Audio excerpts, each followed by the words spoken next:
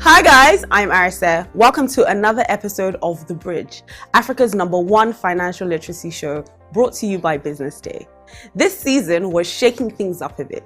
We're going to be interviewing millennial business leaders and celebrities and talking to them about the business models and financial decisions behind their successful brands.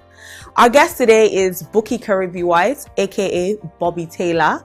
She's the CEO of Robert Taylor Media and has represented brands from Veuve Clicquot to D'banj. Stay tuned.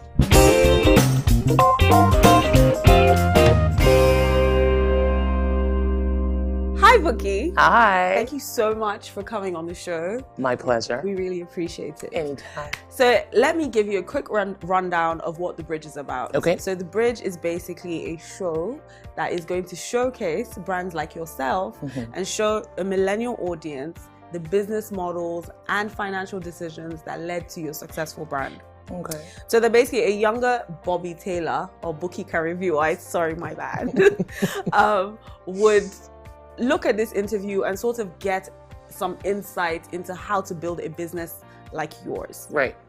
Right? Because people tell their Ojuelegba story all the time, but we don't really get to see how you go from zero to building a profitable business. So let's start with, when you moved back to Nigeria to start a PR company, how'd you start? Did you need money? Did you need capital? I started before I moved back. Okay. So yeah, I started in 2009 and with no capital, but I had a computer and I had very good friends in different industries. And I always tell people to always look into their network and you'd be surprised what you can do. A friend of mine built my website, did my logo, and because he was a graphic artist, but he's a good friend of mine. One of my lawyer friends did all my contracts and everything else, and then I did the rest and put the brand out there to start to look for my first client. Practiced PR for 2007, for 2 years in Canada, and then moved back in 2009. By that time, I already had something to offer. So who were your clients when you first started? My first client was Ekene Onu, the author of the Mrs. Club. I loved that book. Yes. It was amazing. Yes. I think we even had a little session for her in my book club. Okay.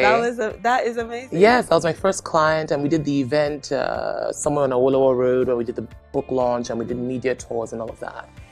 And then after her, we had, people like LD and D'banj and Shank and MI and all of those So guys. how did you, because it sounds so big to like someone who is starting out in PR to name all those musicians who are huge entertainers at the time that you're talking about. How do you find them? I threw myself out there. And just I threw myself out there. I'll never forget, and I used Facebook, to be honest, because I was living in a small town in Canada called Winnipeg, Manitoba. Not on the map anywhere. Don't know how I got there. But I remember writing a press release on my company and putting it up and then just throwing it out there. And then different things and different people were coming back. But then I kept getting emails saying, oh my God, Bookie, your name was brought up in our meeting today, but they keep saying you're not on ground, you're not on ground. So when you thought, let me move back. Exactly. But before then, I was coming back and forth to see, I had the stuff I did with the Future Awards with the gift bags and that little strategy there. And then D'banj flew me in to work on the album launch for The Entertainer and whatnot. And then I finally came back. And when I came back in 2009, one of the first projects that I worked on was Fela on Broadway, which is huge. That was huge. Probably one of the biggest projects I've worked on till date. Oh, wow. Yeah. Because it was very international. I haven't even seen that kind of money. Yeah. I love it. Okay, so I want to talk about getting clients again, because that's very, very important to your business. Give us an example. How did you pitch to D'banj? How did you get D'banj, who was D'banj, to say, okay, Bobby Taylor, come and do my PR? I offered to sponsor gift bags to an event, and I had different brands in that gift bag, and my deal with the event was that every winner would receive that gift bag. And I typed up my company profile and put them in every bag. And that's how I got my phone call. That's amazing. Yeah. So I think at the time in Nigeria, there were big firms there were big advertising firms that did PR as an add-on, sort of, but there weren't a lot of independent publicists like yours. Yeah. So you were basically one of that. Well, I think that there were some, but I don't know that they knew what they were doing was PR. So it was when I came in and said, this is who I am, I'm a publicist, PR, and they're like, holy, that's what I've been doing since. And you know, I'm a PR person as well. Because what I would imagine is at the time, it was something that was very difficult to get people to pay for, especially small businesses, especially people who work for themselves, you know, like entertainers. They're not that, you know, nifty. Well, I got them to pay because I made them feel like I had something to offer. And I made them feel like, let me not say made them feel like, I went in front of these people and these brands and said, I know what I'm doing. 1. 2, this is how I'm going to make your brand better. 3, this is how I'm going to tell your story so you're always remembered, you know. And all of that. And I think that when you communicate value to the other person, they always want to pay for it. Yeah. Okay, so let's talk about, how did you make your first 1 million naira? The badge. Oh wow. Yeah. You got it like that? At that time, yeah, it still does. Cream platform and everybody else. I'm sure he's still good, but yeah. That was where, you know, I would say my first million naira came from. Was working with Mohits. Wow, that's huge. Like paying 1 million naira at that time for publicity is a huge deal. You know what? If you think about Mohits back then, they were massive. It was a big deal. Think about the Entertainer album, and it was the first time we had an album launch where you saw important men and dignitaries and everyone in there to celebrate this man that said, feel it, no long thing. It was when we were first really getting into the whole like Nigerian music thing. So if you think about it back then, and you know, sometimes I feel really sorry for the artists now. If you remember all the artists that Glow had on their platform. Yeah. I'm not seeing that stuff anymore. There's a lot of endorsements. There's a lot of people, you know, making money and doing different things, you know, and interesting things. I was talking about it the other day when Noble Igwe, when he was with Virgin Nigeria, and how he got D'banj to be a hostess on the plane. Yeah, so everyone was flying to Abuja one day. I can't remember if it was Abuja or where. And he was on. And then next thing, they're coming out to give you your juice pack and your food and everything. And it was Dapo. That is amazing. Doing that. And the whole airline went crazy. I don't see all those. There was an industry then. That's amazing. There was money really circulating in that industry. Out of the box about brands and how to, you know, use celebrities as brand ambassadors. But would you say like the events that you have with restaurants, with bars, with new like brands that are launching, would you say that those are the most lucrative opportunities for you? I would say, and you know what, it's very funny because one, I like to go out, I like to connect. I'm one of the people that I can't sit through a movie. So you can never invite me for a movie night because to sit there for 2 hours watching a screen, I'm thinking about the 100,000 people out there and what's going on and what I can be doing and who I can be connecting with. Yeah. So I like to go out. I meet a lot of people. I've closed a lot of business deals in our restaurant, bar, lounge scene and all of that stuff. And I find that in that space, you'll be shocked the type of people you would actually meet. You will meet executives, you will meet CEOs, you will meet very serious-minded people because everybody has that day they want to wind down. So when I started playing in that space and hanging out a lot, I'm like, Bookie, you're sitting here, you're spending. What can you do to actually earn while you're sitting here? And that's when I said, you know what, I do have the database. I have the guest list that anybody would want. So waited for the first space that I saw open and I said, you know what, let me do this. And I want a percentage of your entire revenue. I love it. Yes. So do they pay you a fee as well? I get paid a fee as well So you because I get have paid to a brand fee, the space. and then you get a revenue share Of from course. the So anywhere crowd that you bring in and the spending power. Now it's gone beyond that because you can't control it. If I send out a message now and say, come to this restaurant on Friday, you might end up going there on Saturday. True. But you're still on my guest list. So it's not who I bring in. It's period, whatever night it is that I said that I own is where I'm getting the percentages from. So I always tell people, when you see me sitting down somewhere, don't be like, Kata, at this time sitting down here. I'm making money, boo. Every drink and every food you buy, there's something going in my pocket. But I love it. Like I think you basically explained to us how someone can make money from a PR business. It might not be very clear to everyone. What's your biggest money mistake? So you've been in business for over 10 years. What's the biggest money mistake you've ever made? Something that you regret, but you've learned from? You know, when it comes to money mistakes, I don't know that there's such a thing. I mean, I haven't done any business deal that, okay, no. It's like, my bad. I haven't done a personal investment in something that went bad. Yeah. But I have had negative experiences where people come to me and say, okay, I want to do this business, come in on it, and I'm financing. And it doesn't and that work business out. was never even there. Oh, wow. Yeah, I had an experience like that last year when someone told me that they wanted to build a hair salon. And I invested majorly in it. And then her phone went dead. And then when I eventually went to the place, they'd never heard of her and it was never rented. And all the stuff I gave her to purchase for the dryers and everything never happened. That is So my learning experience from that, yes, if you have the funds, going into business know who you're going into business and check it out. I didn't check it out. Because I believe that... I think people are too quick to go into partnerships. Like, so you can be friendly with someone in a club or, you know, socially, but they might not necessarily be somebody that you should do business with. Because you might not have the same money value. You have to check it out completely. That's definitely something to look at. And there was no agreement in place. You know, my stupidity there. So there was no... I'm sending my lawyers after. Because it was verbal. Yeah. Well, you could still, there's still trucks. But at least thank God that that's all and that it hasn't been anything, you know, massive.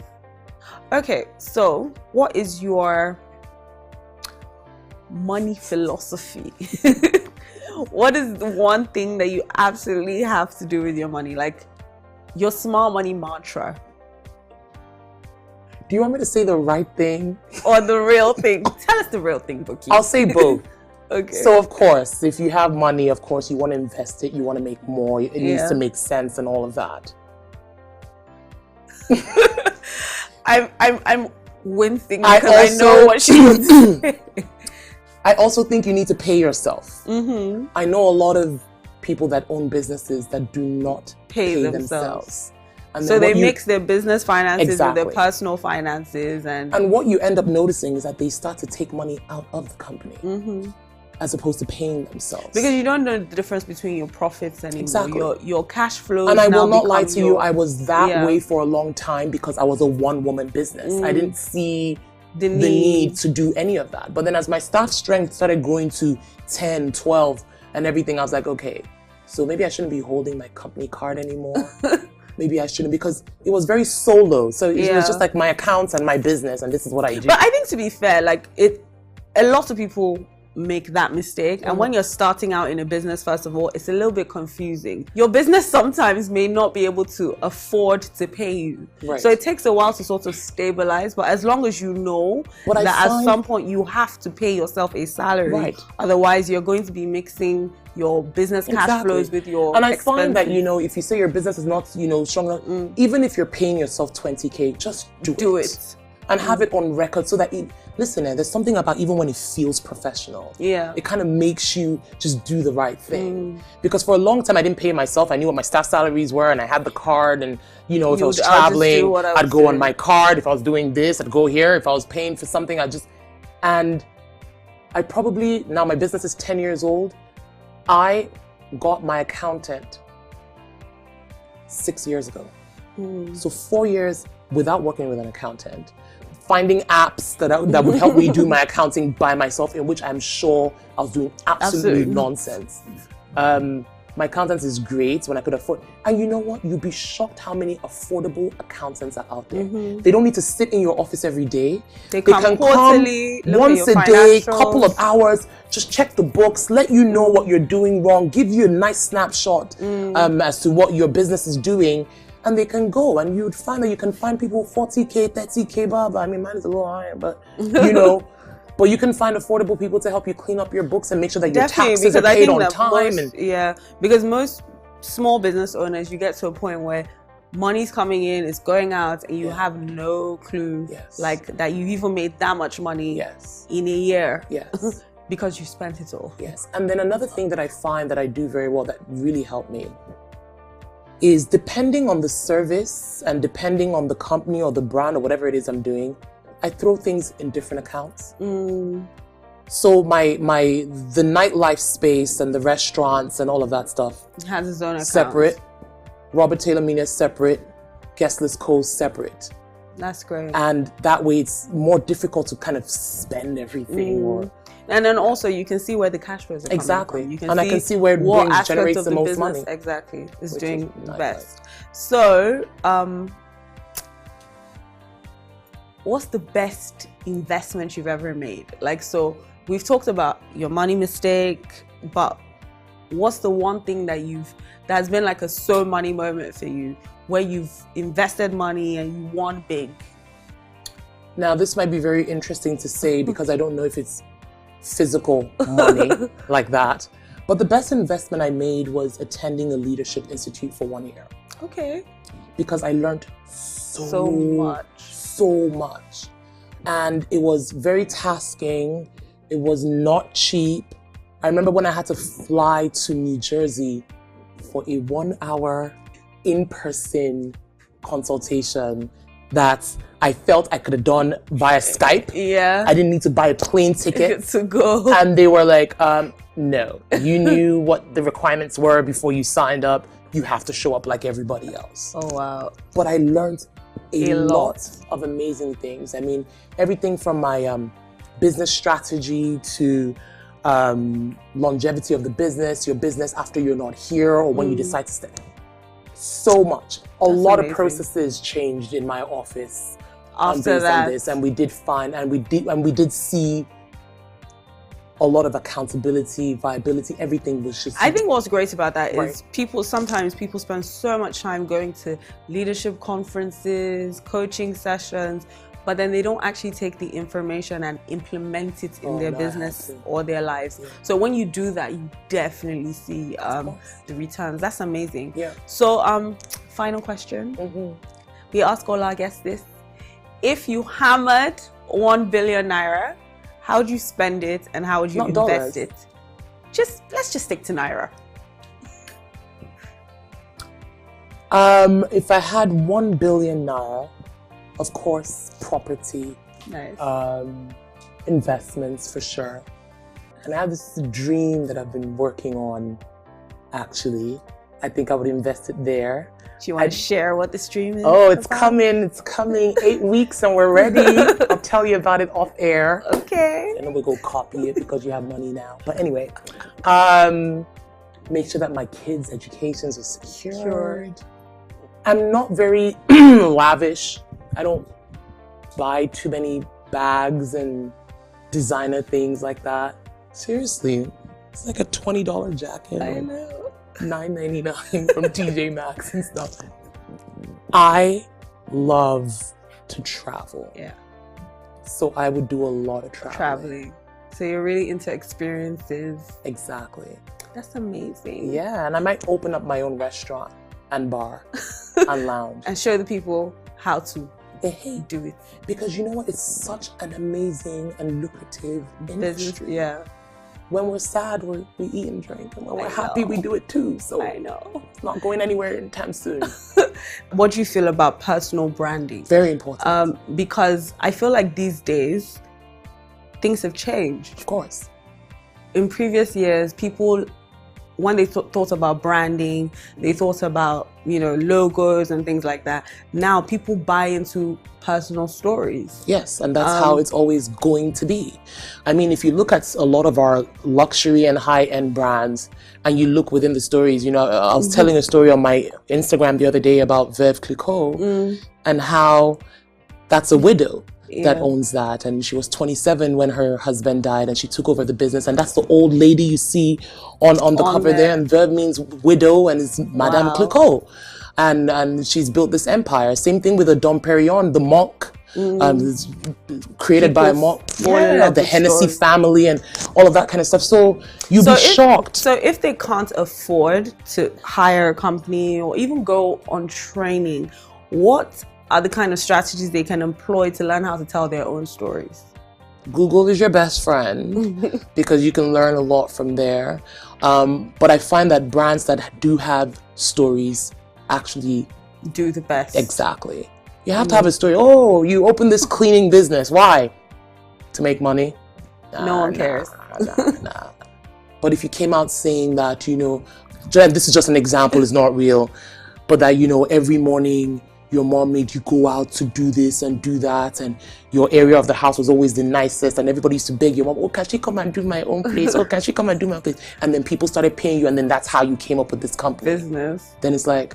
So think about your why, and your why can lead to like your story or your strategy. Okay. Yeah. And everybody does have a story. I don't care how small that story is. There is a story behind every brand. Thank you so much, Bobby. You're welcome. It was so amazing to have you on the show. Thank you. This is so insightful. Yay.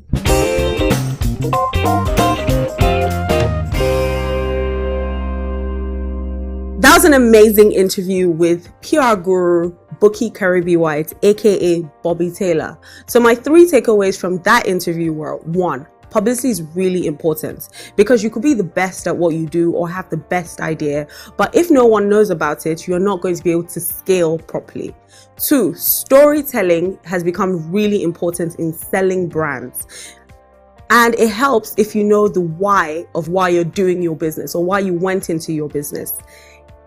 People are more likely to buy into your story than they are to buy into your logo.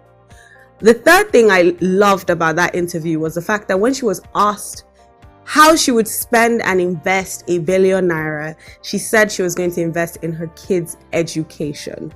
Most of us think about children's education as something that we do from moment to moment without planning ahead for it when we have a bulk sum. Thank you for watching. See you next time.